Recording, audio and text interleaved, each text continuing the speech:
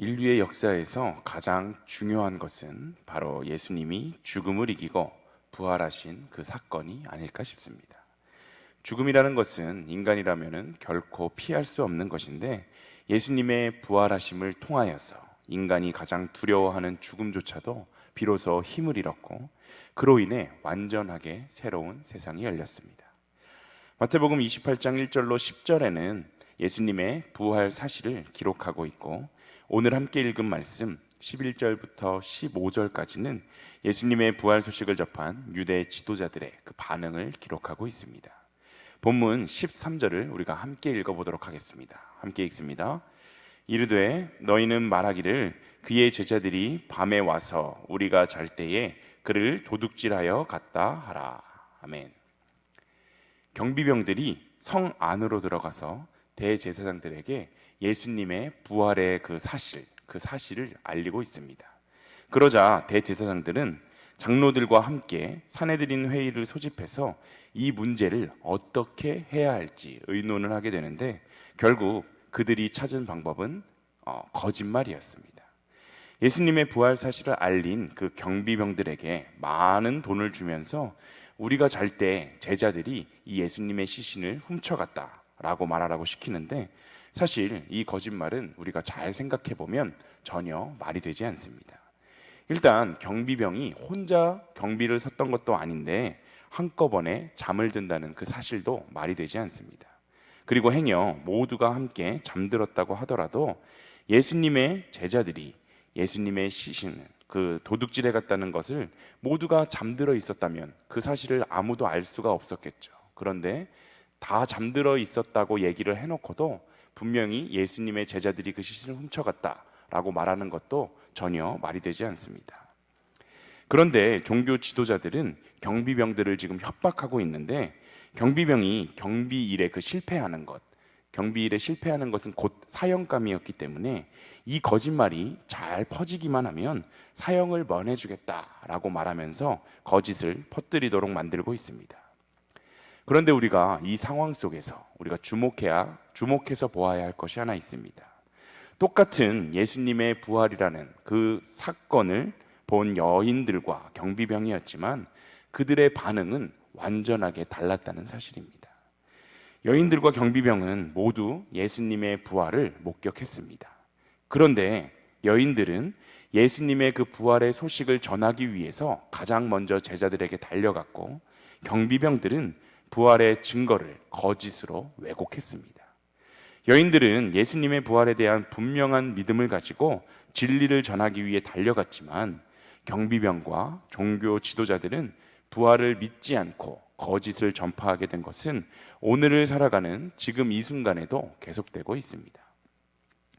오늘을 살아가는 우리 역시 예수님의 죽음과 그 부활이라는 동일한 사건을 경험하고도 각자 다른 반응을 보입니다.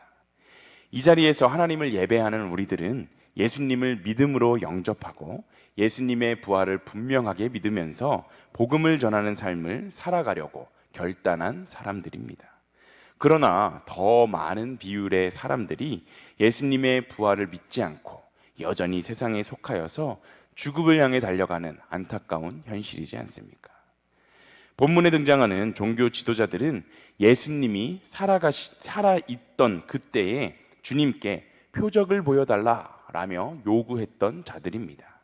그때 주님은 마태복음 12장 39절에 보면 악하고 음란한 세대가 표적을 구하나 선지자 요나의 표적밖에는 보일 표적이 없느니라 라고 말씀하십니다.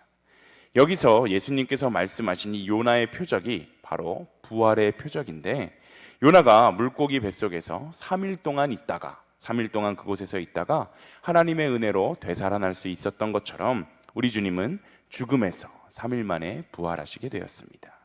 이 분명하고 놀라운 표적은 예수님의 무덤을 지켰던 경비병들을 통해서 종교 지도자들에게 객관적인 사실, 아주 그 제대로 된 사실로 그렇게 전달되었지만 그럼에도 불구하고 그들은 주님을 메시아로 인정하지 않고 그 부활 사실을 왜곡시켜 버립니다. 아니, 표적을 보여달라고 해서 그 죽음을 이기신 놀라운 표적을 보여주었음에도 불구하고 종교 지도자들은 표적에 놀라 주님을 주님으로 인정하기는커녕 결국 거짓으로 진실을 덮으려고 하고 있지 않습니까? 종교 지도자들은 예수님의 무덤을 지킨 경비병들로부터 예수님의 부활에 대한 그 소식을 전해 듣고 경비병들을 매수하여 예수님의 그 시신을 제자들이 훔쳐갔다 거짓 소문을 퍼뜨리게 만듭니다. 그래서 15절에 보면 그 거짓 소문으로 인해서 마태복음이 기록될 당시까지 유대인 가운데 그 이야기가 두루 퍼졌다라고 말하고 있습니다. 사실 이 거짓 소문은 초대교회 당시뿐만이 아니라 지금까지도 많은 사람들을 이 사실을 사실로서 믿게 만들고 있습니다. 오늘날 심지어 신학자들 중에서도 예수님의 부활 사건을 그저 신화적인 이야기로 취급하는 사람들도 어렵지 않게 찾아볼 수 있는데, 그렇게 보면 당시 종교 지도자들의 이러한 악한 전략은 대단한 성과를 거두었다고 보아도 무방합니다. 이렇게 볼 때 거짓이 승리를 거두고 진리가 패배한 것처럼 보이기도 합니다. 하지만 사실은 이것과는 정반대입니다. 예수님의 부활에 대한 거짓 소문에도 불구하고 초대교회는 성령 강림 사건 이후에 폭발적으로 성장하게 되었고, 오늘에 이르기까지 수많은 사람들이 예수의 부활을 믿고 자신도 그러한 부활에 동참하기를 소망하고 있지 않습니까? 예수님의 부활 소식은 끈질긴 방해에도 불구하고 예루살렘에서부터 시작하여 온 유대와 사마리아와 땅끝까지 증거되었으며, 무려 2000여 년이 지난 그 세월이 흘렀음에도 불구하고 지금까지 오늘까지 힘차게 증거되고 있습니다. 분명한 것은 거짓은 결코 진리를 이길 수 없다는 사실입니다. 아무리 짙게 어둠이 깔려 있다고 하더라도 빛이 오면 어둠은 전혀 힘을 쓸 수 없듯이 거짓은 진리 앞에서 패배만 있을 뿐입니다. 아무리 태양이 구름에 가리워졌다 하더라도 태양은 없어진 것이 아니라 곧 다시 드러나서 찬란한 빛을 발하게 되듯이, 아무리 거짓이 난무하는 이 혼란한 세상 속에 살아가게 되더라도 결국 진리는 드러나게 된다는 사실을 우리는 기억해야 합니다. 오늘을 살아가는 우리도 주님을 믿고 따르는 자들로서 이 부활의 진리를 확신함으로 부활 신앙을 소유하시는 모두가 되시기를 소망합니다. 특별히 부활 신앙을 소유한다는 것이 예수님이 부활하셨습니다 라고 입술의 고백으로 끝나는 것이 아니라 우리의 삶이 이 부활 신앙을 통해 완전히 변화되고 새로워지기를 소망합니다. 예수님을 따랐던 제자들에게 예수님의 부활과 그 예수님을 따랐던 본인들의 부활의 개념은 단순히 육신의 죽음 이후에 우리가 부활하게 되겠지, 언젠가 부활하게 되겠지로 끝나는 것이 아니었고, 사도들로 하여금 지금 여기에서 힘차게 힘 있는 삶을 살게 하는 그 현재의 능력이었습니다. 부활을 믿었던 사도들이 그러했고, 또 스데반이 그러했으며, 바울이 그런 부활 신앙을 가지고 이 세상에서 죽음을 무서워하지 않는 삶을 살았듯이 오늘을 살아가는 우리도 다시 한번 부활 신앙으로 재부장하여서 세상 가운데 승리하는 우리 모두가 되기를 간절히 소망합니다. 오늘 본문 마태복음 28장 16절에서 20절은 대위임 명령이라고 불리며 우리들에게 잘 알리워진 본문입니다. 본문 19절과 20절을 우리가 함께 읽어보도록 하겠습니다. 함께 읽습니다.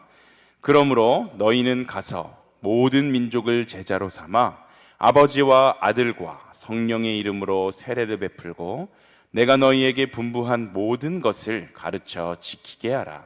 볼지어다 내가 세상 끝날까지 너희와 항상 함께 있으리라 하시니라. 아멘. 부활하신 예수님은 하늘과 땅의 모든 권세를 받으셨습니다. 예수님은 하나님께 죽기까지 복종하셨을 뿐만 아니라 죽음을 정복하심으로써 모든 만물을 다스리는 그 놀라운 권세를 갖게 되셨습니다. 그러한 권세를 갖게 되신 주님은 당신이 십자가에 달려 돌아가실 때 모두 떠나버렸었던 그 제자들을 다시 찾아가셔서 그들에게 사명을 맡기십니다. 3년 동안이나 동고동락하며 자신의 죽음과 부활을 이미 제자들에게 수차례 설명했음에도 불구하고 십자가 앞에서 모두 도망쳐버렸던 그 제자들을 혼을 내시거나 책망하신 것이 아니라 주님은 그저 그들을 사랑으로 품으시고 제자들에게 할 일을 말씀해 주십니다. 예수님이 이 세상을 다스리시는 방법은 사랑이셨습니다. 예수님은 십자가의 사랑과 희생으로 죽음을 정복하셨고 마침내 부활하셨습니다. 그렇기 때문에 제자들에게도 희생과 사랑의 방식으로 예수님의 주되심을 전파하도록 그렇게 명령하셨습니다. 그래서 제자들은 가는 곳마다 미움과 경쟁, 또 분열과 다툼 대신에 사랑과 섬김, 화평과 연합을 실천하며 주님의 말씀을 전파하며 살아가야 하는 것입니다. 이런 제자들을 통해 이 땅에 하나님의 나라가 세워지게 됩니다. 오늘날에는 많은 미디어 매체들이 이 그리스도의 사명을 이루기 위한 도구로 동원되고 있습니다. 많은 곳에 다양한 방법으로 복음이 전해지는 것은 물론 환영할 일이지만, 그러나 아무리 많은 매체를 통해 다양한 말씀이 전파된다 하더라도 듣는 사람에게 참된 영향력을 미치기 위해서는 예수님의 제자들의 삶, 바로 우리들의 삶이 뒷받침되어야 한다는 사실입니다. 교회가 이웃에 대한 사랑을 실천하지 않는 모습을 보면 불신자들은 실망하여서 우리가 전하는 말씀을 외면하기도 합니다. 우리는 사랑의 예수님을 기억하며 또 사랑이 없이는 아무것도 아니다 라고 말씀하신 그 예수님의 말씀을 기억하며 오직 진실하고 실제적인 섬김으로 이웃에게 다가가서 그 이웃들을 섬기며 그들에게 평안을 선포하는 그러한 삶을 살아내야 하는 것입니다. 참된 그리스도인은 겉으로 보이는 것과는 전혀 상관이 없습니다. 그리스도인이란 내면이, 바로 우리의 속 마음이 그리스도인인 사람입니다. 우리를 진정한 그리스도인으로 만들어주는 것은 우리의 예배의 참석 횟수가 아니라, 우리가 들고 다니는 그 성경책이 아니라 우리의 일상의 삶 속에서 드러나는 하나님의 흔적이고 그 부활의 신앙인 것입니다. 이런 말이 있습니다. 그리스도인은 말씀을 들고 서 있는 이정표가 되는 것으로 자기 할 일을 다 했다고 생각해서는 안 된다. 왜냐하면 이정표는 자기는 목적지에 가지도 않으면서 남들에게만 가라고 하기 때문이다. 그렇습니다. 아무리 교회 예배에 열심히 참석하고 또 말씀을 열심히 읽고 묵상하는 것, 이것은 너무나도 중요한 것은 분명합니다. 하지만 이것만으로는 부족하다는 것을 우리는 기억해야 합니다. 우리는 이 예수님의 부활하심을 우리의 마음속에 깊이 새기고 예수님이 이 땅에서 살아가셨던 그 삶의 모습, 그 모습을 우리 역시 삶으로 살아낼 수 있어야 합니다.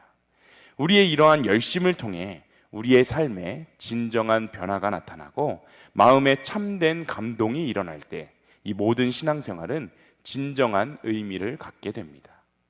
예수님의 부활을 믿는 그 부활 신앙을 통해 하나님의 말씀은 생명을 살리는 하나님의 능력이 되고 우리는 참된 그리스도인으로서 주님이 우리에게 맡기신 그 사명을 감당할 수 있게 되는 것입니다. 부활하신 예수님으로 인해서 이 땅에는 새로운 세상이 열렸습니다. 예수님은 당신의 제자인 우리를 통해 이 세상에 새로운 방식이 전파되기를 원하고 계십니다.